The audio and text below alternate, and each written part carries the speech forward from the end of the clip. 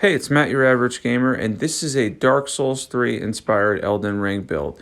I've been playing a little bit of Dark Souls 3 on the side lately, decided to do a Friede inspired build. Not much of a cosmetics person, but as far as the Scythe, the Ice Scythe, and Black Flame, I wanted to see how well this would work in Elden Ring, and it turns out it works quite well. And what we're using here is the Scythe, the regular Scythe. I'm going to show you where to get everything. We're using Chilling Mist on the Scythe and Black Flame to put out the frost. Now you can grab Chilling Mist in the Three Sisters sub-region. It's the region that's past where you fight the spirit version of Loretta at the manor in the lakes. And it's not too hard to get. There's just a teardrop scarab out there. He's kind of south of Renala's Rise. I'm going to show you on the map exactly where it is, but not too bad to get. You can get it not very late in the game. And honestly, it's a really awesome Frost Ash of War that works perfectly for this build. Now, as far as the Scythe goes, you get that at Cliff Bottom Catacombs. That's also in the lakes. And as you can tell, you can grab this quite early. It's not too hard to get. So very early in the lakes, we can have a Scythe with Frost on it that has Frost buildup that doesn't scale with INT, giving us the opportunity to put our levels into other things because, as you can tell, it coats the weapon for 40 seconds with additional Frost, which is absolutely awesome. And the Godslayer seal and Black Flame is, of course, in Stormville Castle. Now, where you get that is it's behind a stone sword key door. That's where it is right there from Rampart Tower. You come down this little pathway that has the rats in here. And then right behind this door, there's two chests. One has the seal. The other one has the book that will get you Black Flame. Very, very, very easy to get. It's just right through that door. And there we have it. I mean, this build is pretty much already there. You can get all this stuff very, very early. Now, you have a unique charged /R2, which is really cool. Can do some poise damage while also building up Frost. And then you have the Ash of War, which builds up Frost fantastically. And we're going to be using that a lot as well. Before we continue though, if you're not subbed, definitely sub to this channel if you love overpowered PvE builds or you love Elden Ring or From Software games in general. You're not going to want to miss out. So the highlight of this whole video is how well the build ended up working because we're frosting and then we're putting out the frost as you can see there. But there's actually a full Radahn solo fight. This is on Journey 5 by the way on this character. And the Radahn solo fight ends up being epic. It's a really awesome fight, and it kind of highlights how well this build can work. It's a very powerful build. Now, I don't know if I would go and say it's overpowered or anything like that, but Black Flame in a combination with the Scythe, the Ice, everything, kind of having the Friede-like build from the Dark Souls series, Dark Souls 3 specifically, it really works well. It's something that initially, I wasn't sure how well it would work, and then after utilizing it for a while and kind of getting used to it because I kept going back and two-handing it, you want a one-hand with the Black Flame in the left hand, it ends up doing a lot of damage. It's significant frost damage, fire damage. This is a very, very good Dex Faith build. Now, on this boss, I was able to proc Frost, I think a couple of times while putting it out with a Black Flame, and once again doing percentage damage, which gives us a wide range of damage. It gives us the initial Frost proc, putting it out with the fire, and then we have the percentage damage on top of the fire back into Frost. It's really a convenient build, and it worked better than expected. Honestly, I've been playing a lot of Dark Souls 3 on the side lately. Just beat Friede the other day. Again, she's always a formidable foe. And I kind of thought, well, it'd be really cool to run like an Ice Scythe with some Black Flame just to kind of give that whole Dark Souls 3 Friede theme. Now for our equipment, we have the Scythe plus 25. We have the Godslayer Seal plus 24 or 25. The Black Flame set's really cool for this just because I'm going for the whole Black Flame vibe. Fire Scorpion Charm, Godfrey Icon, Ritual Swords Talisman. That last one can be Dragoncrest, or it can also be Shard of Alexander if you want a little more damage from the weapon art. And then, of course, we have the Fire Tear and then either the Defense or Charge Tear. Now for stats, as you can tell here, we have 55 Faith and 55 Dexterity, 40 Vigor. It's a little low on the Vigor side, but I'm always for the Glass Cannon, so if you want to move stuff around, maybe do 50, 50, and 50, that works. But your main stats are going to be Faith and Dexterity. This thing scales really well with a B or an A in Dexterity, the Scythe, depending on how you use it, if you want the innate Frost on it or not. And as far as the Black Flame, obviously, that is all Faith. Now, for larger targets, this works especially well, even if they have good resistances.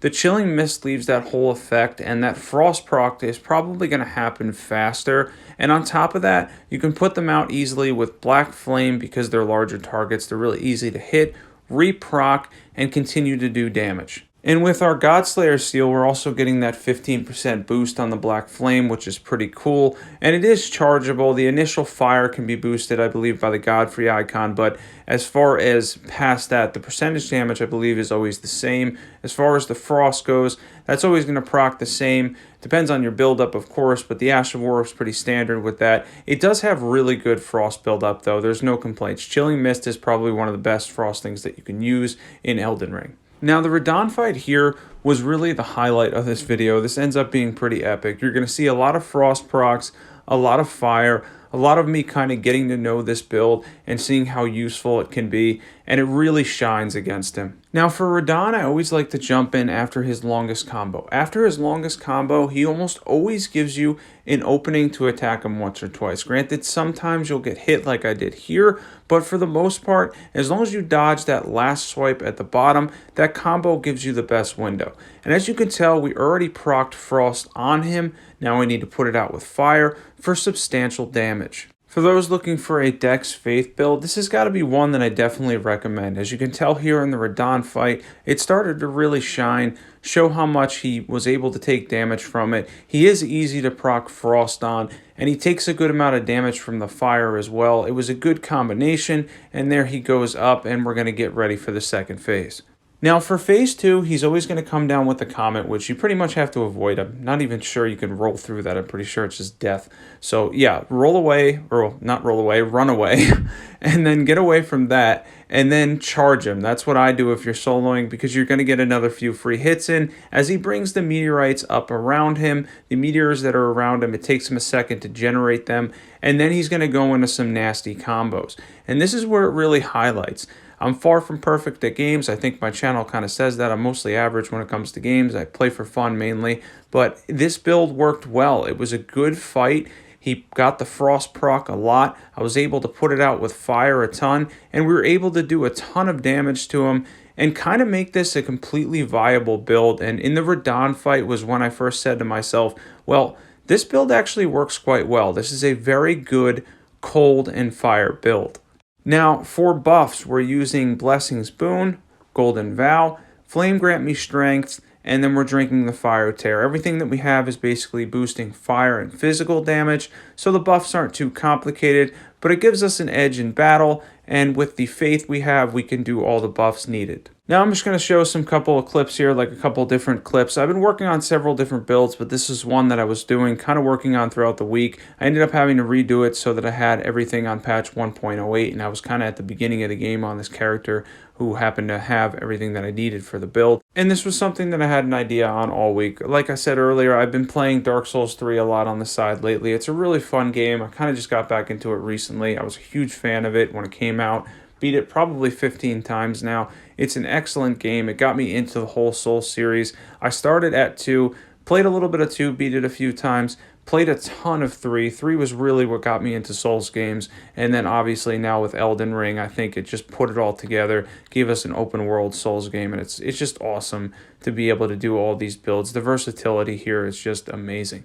Now, for the tree avatars, you can absolutely obliterate them with this. They all take frost damage. They all are easily procced with frost. They're also larger targets, so the Ash of War is going to do that frost damage very quickly. And then if you do the fireball on top, because frost enables them to take additional damage, with the proc, with the fire, they go down very quickly. The tree avatars don't really stand a chance. As far as other bosses, faster bosses like Morgott could be a little bit of a pain. I just wanted to show the end of the fight because it did go around for a little bit and he did kind of beat me up somewhat. This is Journey 5 again. Not that he's too bad anyway, but yeah, some of the faster ones with the Ash of War being slow could be a little tricky, but you're still going to get that frost proc on them, and then you're going to be able to get that fireball out in time. Get the fireball out, hit them with it, and you're going to do additional damage with the frost proc, put out the frost, and then be able to frost the enemy that you're fighting again, which is just fantastic. It does work quite well. Once again, even though you're more than likely, if you're me, to get hit using this build, I wanted to show again on the tree avatars at the end of the video here, it really shines against them, shined against Radahn as well. If they're more prone to being frost procced, then yeah, it's just going to do a ton of damage. The Ash of War, the innate frost, if you do that, instead of, you can either go keen or with magic for the innate frost, and it just does a lot. And the Ash of War has a lot of buildup. It adds additional flat frost on your weapon that doesn't scale with INT, so we don't need to mess with that stat, which makes it a very, very viable build and something you can absolutely do at level 150. I hope you guys enjoyed this video. I hope this was entertaining for you guys. If you haven't checked out all the overpowered PvE builds on my channel, definitely check them out. You're not going to want to miss out. Thanks for watching, everybody, and I'll catch you guys there.